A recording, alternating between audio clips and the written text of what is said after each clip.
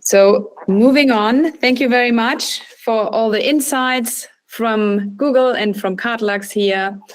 Our last bit is, as I had promised in the beginning, on two very hot topics always, AI and first-party data. Each of them can certainly fill days probably, but I hope that this discussion that is coming up on here is going to be like at least bringing up certainly some new ways of looking at it and getting everybody back up to speed, what's happening and what needs to happen, and me as a marketer, what's in it for me.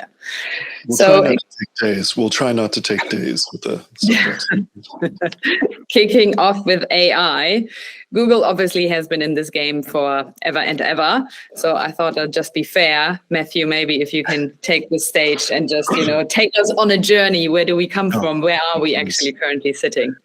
Yeah, I think, it's obviously people have gotten very excited in the last 12 months about artificial intelligence. There's been a lot of activity in the space. The thing I usually like to start with, or the comment I like to make when I'm talking on this particular subject, is that at Google we've been doing this for a very long time. So we when you think of something like ChatGPT, the T in ChatGPT is a piece of technology called transformers. It's a particular way of using a language model or using a data model and through what's known as a neural net. And that particular technology that is kind of the cornerstone of everything that you're seeing in generative AI is really built on some foundational work, some research work that was done by the Google Brain team and published open source publicly in 2017. So the foundations of everything you're seeing across Google and other platforms and other tools really stems from that foundational work. At Google, the question I think often people have are like, what is Google doing in this space? And so there is a lot. The answer is a lot. Like the short answer, the deposition quick answer is there is a lot, more than we can probably cover in 15, 20, 30 minutes.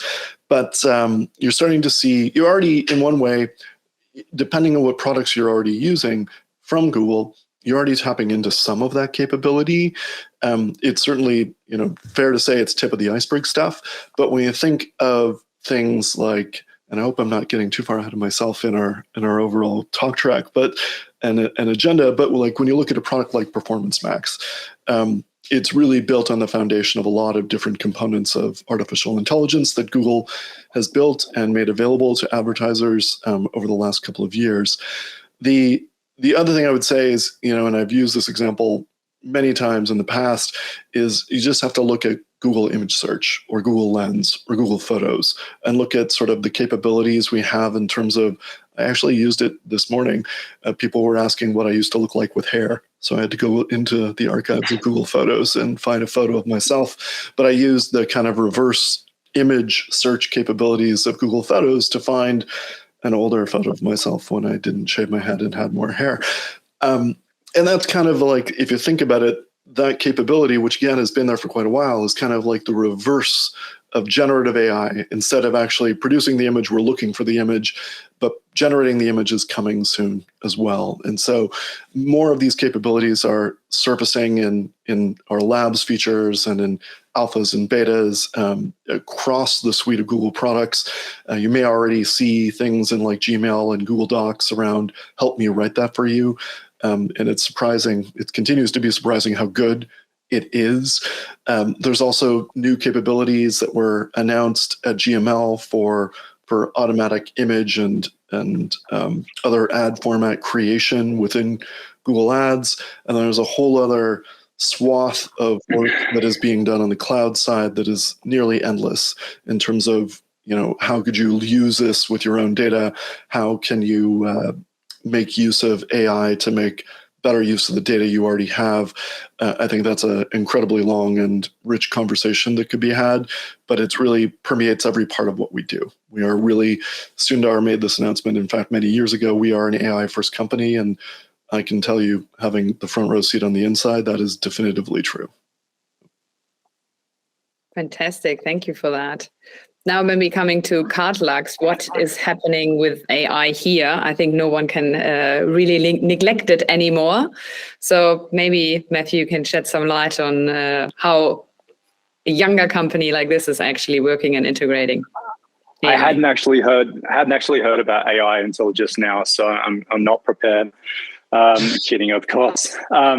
We know that personalization and localization sits at Cartelux's core. So we know that AI is going to play a key role in the future of our business.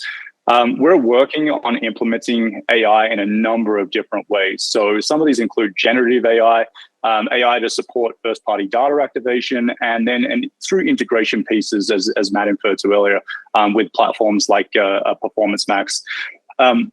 Regarding generative AI, in order for us to drive business results for the brands that we represent, we need to make sure that we're helping to deliver the right message to the right customer at the right time. This requires enormous amounts, of time and effort to produce and test different versions of ad copies, headlines, descriptions. And we know that it's not able to be done by human beings at the level that it's going to with the amount of content that's getting generated now. So we know that using scale through generative AI and machine learning is going to help support that process in the long run. Regarding the first party data activation piece, we know that, and this is getting to our next talking point, but I'm just looping back in the AI topic. First party data can be used to create, enormous amounts of user segments with millions of records and propensity models. What we want to do is be able to use AI to help you target these users and find users that are also on the same purchasing journey across all of the different channels, so search, display, social, and video. And as I referred to, the last piece was just integration with third-party providers like Performance Max, which I thought I would pass back to Matthew Growden to give us a little bit more in-depth detail as to not just what Performance Max is, but some of the early wins or feedback that you're seeing in the Canadian market. Yeah, certainly. And somebody asked a question here as well. Is and we can talk about that. Does Cartelux support Performance Max, which you already alluded to, but we can talk about. So Performance Max is really, I use the joke, or I use the phraseology. It is the one format to rule them all. In that, unlike the way ads have been run in the past, this is not just search, this is not just display, this is not just video or Gmail or Discover. It's all of those, right? So it is, in fact, one campaign. Excuse me, if that's new for you, it is one campaign that runs across all of Google's owned and operated properties. The real benefit of that is that because it runs in all those placements, it can actually glean data and insights and then auto-correct effectively. So using Google AI, it actually looks at the people who see the ads, the placements, the creative that it's been given, and from things like the creative, the landing page, and how the ad is constructed, because it is constructed with effectively a business logo, some images that might be display more like a display format, a video link if you have it. If you don't have a video link, we will auto construct a video for you, and then some copy in the landing page. We infer a lot about that. So we basically glean from the creative, from the landing page, who is the target audience for this. So it automatically auto-generates through Google AI an audience for the campaign. It auto-generates and decides, using Google AI, where to run the ads, which placements, where to actually show the creative. And then it even goes further now in some cases and will auto-generate its own remarketing list and auto-remarket to that same person if they haven't transacted yet. And all of that said, Performance Max is very squarely a conversion-based format. It is not an awareness format. It's not for brand building. It is to get somebody to do a thing. So it is to get someone to fill out a form, begin a purchase, or complete a purchase. It is to get someone to make that phone call to your business, to your dealership. So it is super powerful. What we're seeing, I have 3 different case studies. now from different dealers across the country, the story is ubiquitously the same. It is more leads at a lower cost per lead at a better conversion rate. And we pretty much see that across verticals, regardless of whether or not you're selling cars or toasters. Like it's pretty ubiquitous.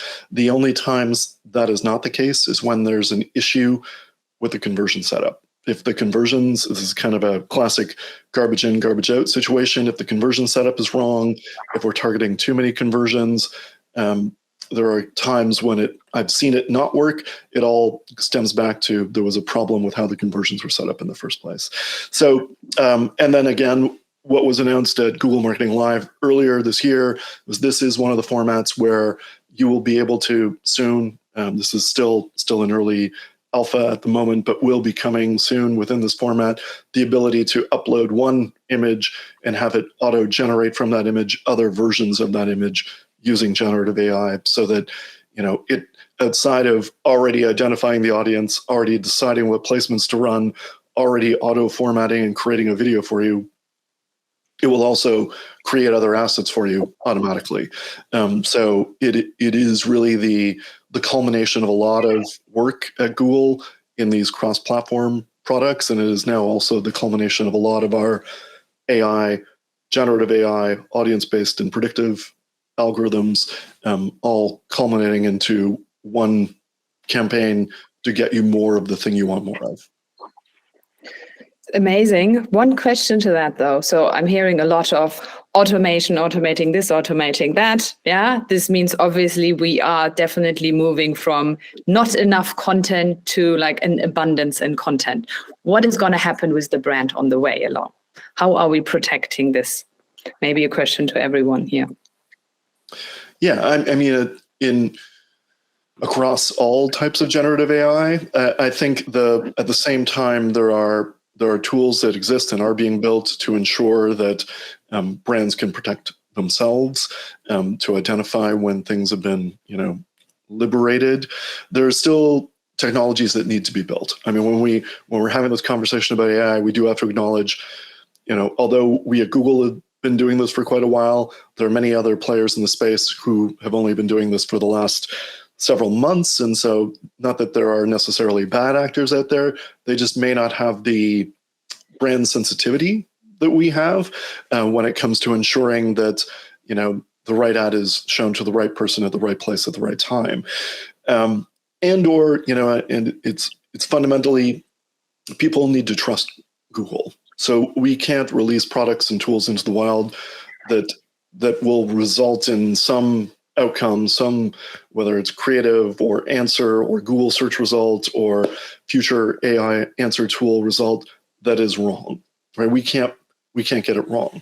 So it behooves us to make sure that when we are releasing these tools, and that's why I think it may appear to the outside world we're being more cautious than some other companies, but we can't be wrong. It can't be wrong.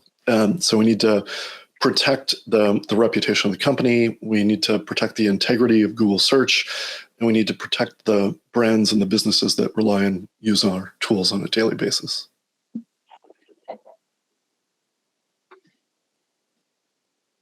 I think that answers your question. Does that answer your question?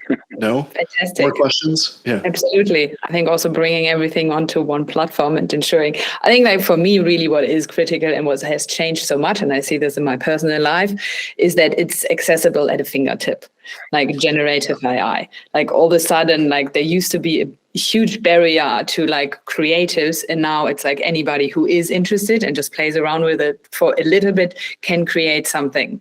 Yeah, so I think from this point of view, like brand protection is becoming much more critical here for sure. So, yeah. So maybe, but just like leaving in like other things that, like what can I as an OEM or as a dealer do right now? Like where should I be looking at when it comes to AI? Yeah, I think I sat in on a presentation internally recently where we were talking very much about this subject, specifically through the lens of creative and creative production, because I think there's a fear that that's at risk somehow. And this really, what we have or what is being built, whether it's tools that we have, tools that other companies have, in many ways, it's just another tool in the creative toolbox to either develop thought starters that, instead of having to have the, whiteboard brainstorm, or in addition to the whiteboard brainstorm, it's the capability of asking for other ideas, exploring other ideas. So using generative AI tools to ask questions and get answers and have that almost conversational one-on-one experience of what's the best use of these tools? What is the best way that I can make use of them in my creative production, my business, etc.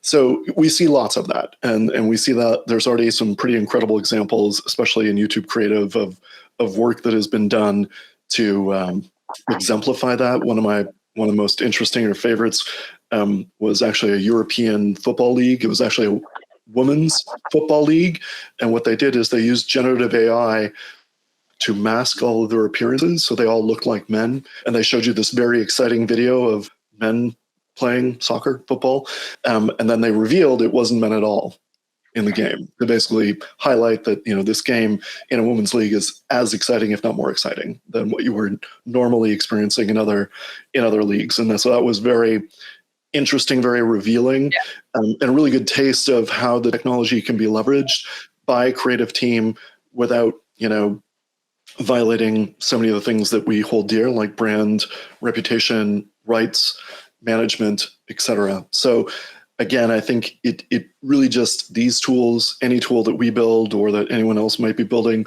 they just become additional tools in the toolbox of the marketer, of the creative, of a business owner, that I think we're just scratching the surface of. We're just starting to see how they can be used. And it just is really up to the imagination of the user to see how can they be best applied.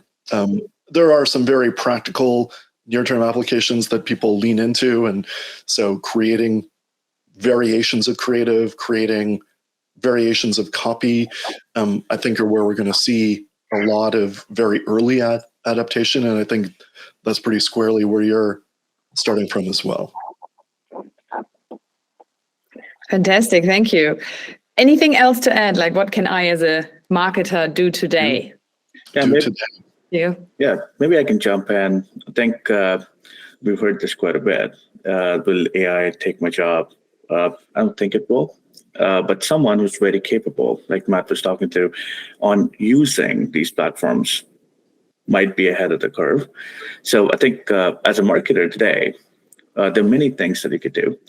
First, change your mindset about how you interpret AI, understand AI. It is a complex tool that can help you do many things at rate that you would not think was possible before. It has immense computing power that you cannot fathom at this point. Get better at using data, get familiar with different AI and its capabilities. Like Matt alluded to earlier as well, AI's output is only as good as the input that goes in, right? So the way you get this input from, what platforms you use and integrate to get these insights, like for example, you got Cartelux, which has these insights. How do you have these platforms? Do you have this integration present so that you can give valuable inputs to get quality output from AI? As a brand guardian, this is a specific topic that I love the most, even when in my other roles before. Our brand guidelines need to be set up for this future. Work towards your CI standards, work towards your brand guidelines that can be absorbed by this AI, so that one, it gives you the best output, and two, like everybody was talking, it protects the brand. It is on brand, like the words that we've been used to, but it all comes in from being ready for it. So work towards making those indexes, work towards making it available so that these tools can then absorb it. So I think from a marketer standpoint, that's what I would go at. Yeah, if anybody wants to add to that. Yeah, I would add, like, if you were looking for a very prescriptive, very like, where do I start? What could I do today? There was actually a recent piece of research that was done internally by our Creative Works team that looked specifically at image assets in search, and the end of the piece of research, after they kind of identified, here's some key best practices, the the Jerry Springer final thought, if you will, on that was test and learn. Was really, you have a piece of creative, you have one image or a set of images that you've used in a campaign and you've seen how they performed in the campaign. Maybe take one of the best performing images and put it into one of these other tools, or wait for our tools when they become available, and create variations of that creative so that you are able to scale that more broadly without having to go back to the drawing board, right? You know that this piece of creative is already the best among the ones you've used so far, but what if it had a red background? What if it was the vehicle on the road? What if there was a family in the photo? What if? So I think one of the early very practical applications is really to take give a product like Performance Max or Search the additional information it needs by giving it and feeding it more combinations of assets that will then let it do its job to find which of those assets perform best for the audience that we think is most likely to convert for that particular campaign. So that's, one of the things where these slides were timely to kind of depict that. But I think that's a really interesting space, and it's often, I have a good friend who works at a startup, and he got very excited about Performance Max, and he tells me all the time about the literal hundreds of asset groups that he and his creative team have produced to test variations of creative. Most people don't have that wherewithal; they don't have that capability. But now, leveraging something like a generative AI tool to create those other assets, now kind of everyone does. Like now you can start with the creative you have and you can build variations very quickly. Thank you so much. That was really insightful. And I do love the bits on a bit of trust, but also a bit of changing our mindset on that.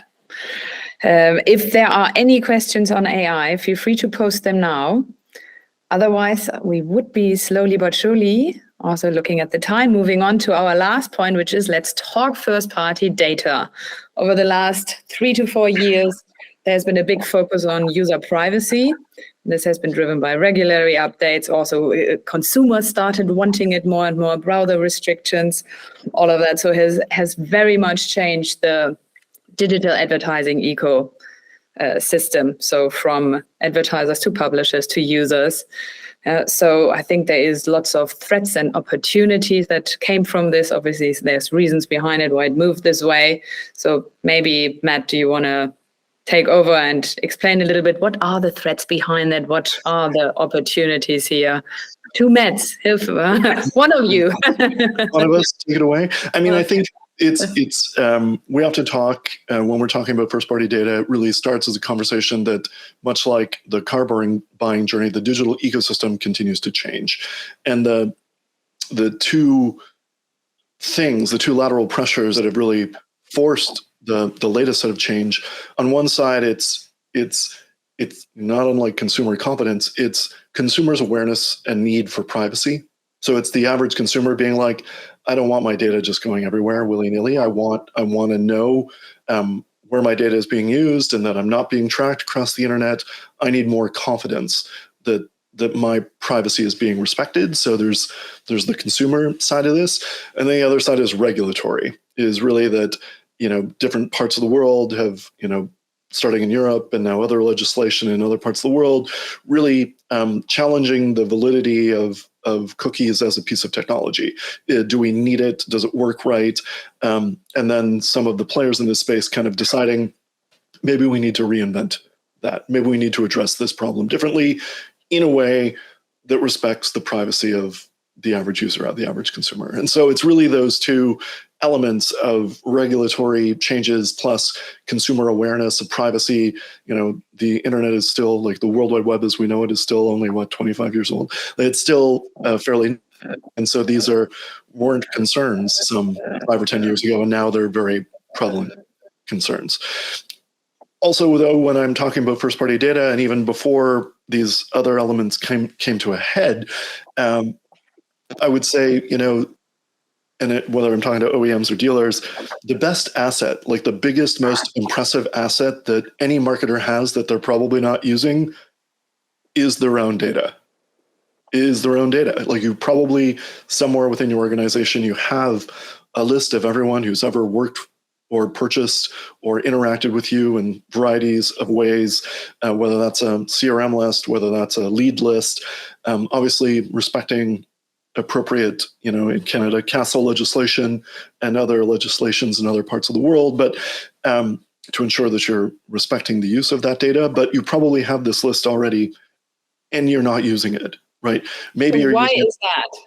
Why is it still posing a problem? Yeah, and now speaking maybe specific as well about the Canadian market, like your experience that you've seen there. I think it's in some cases it was we didn't need to. Like we got the mileage we needed out of other marketing avenues, out of other tools, and so on the laundry list of things that a digital marketer might be doing. That they were, and I'll use the word busy, that a busy digital marketer might be doing. This might have been on the list of, oh yeah, we should try to activate our first party data. Sometimes it's a function of silos. So in an OEM, it's more the function of where is the data? Like, do we have access to it?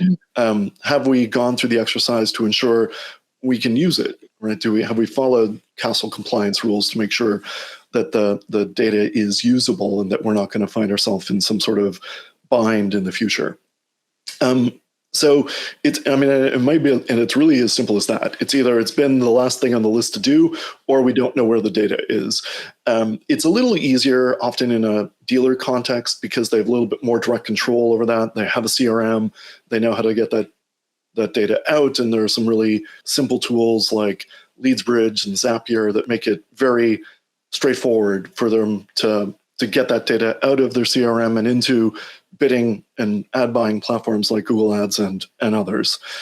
At the OEM level, it's more complex and usually involves multiple conversations. Often those conversations involve lawyers just to make sure that data protection is ensured and that everyone feels comfortable about the way that we're going to use that data.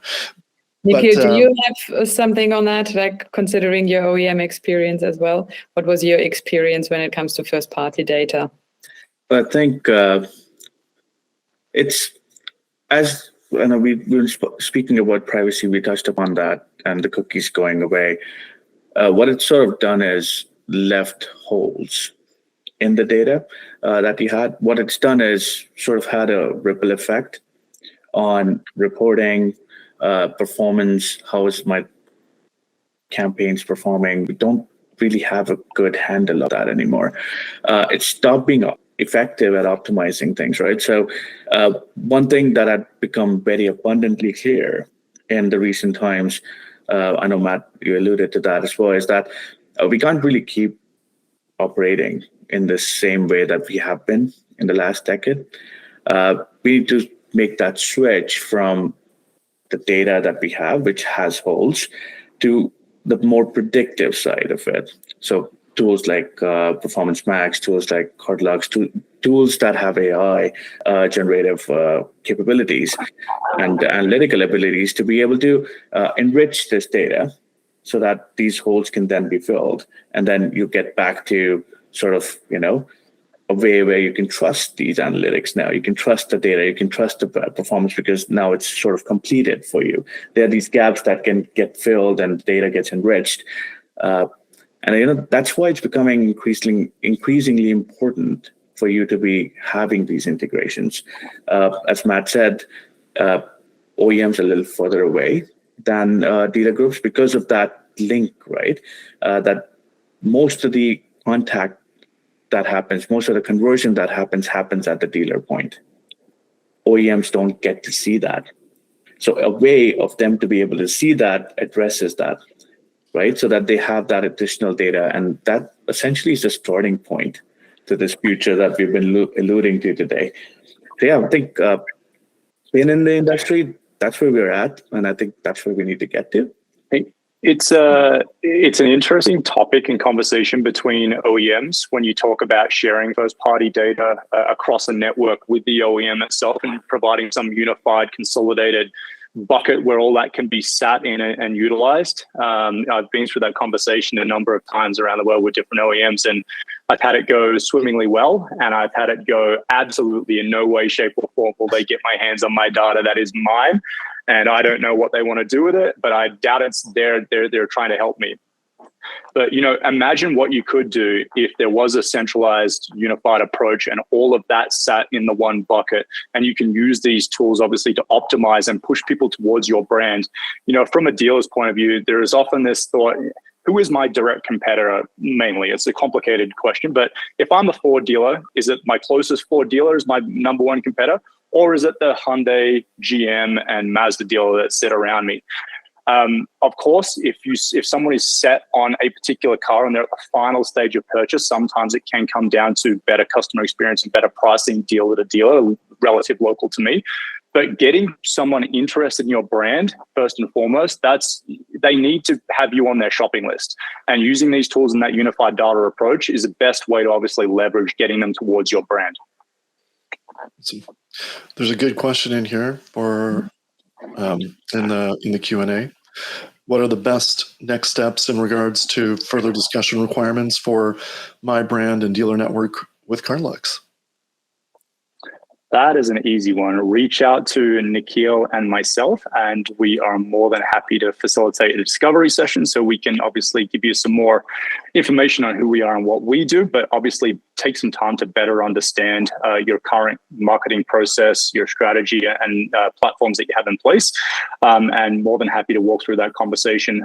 We have a lot of support from the Google team as well, so if there's ever the requirement to obviously go through the configuration and implementation process, we want to talk about targeting and setting up, media channel split and whatnot.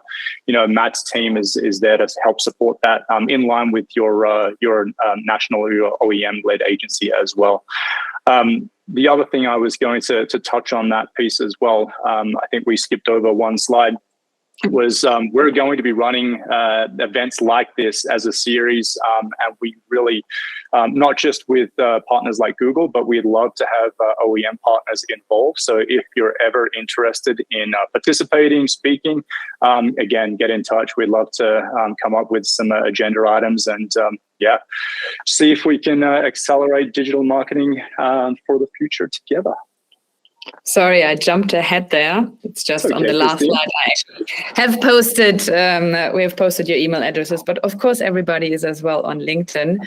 There has been no further questions on first-party data. It was kind of a rough ending, but I think it was a really interesting discussion. I'm very glad to hear everybody's thoughts on that, as well on AI. So I think we're slowly but surely coming to an end. Our time is also running out. So again, thank you, everyone. Here we go. There is our contact details. Thank you, Matthew from Google, for joining and supporting our event. That really means a lot to us, and we think it was a really nice kickoff for our Canada ventures to come. Awesome. Thanks for having me. Thanks again. Thanks, Matt, and thanks to everyone that attended.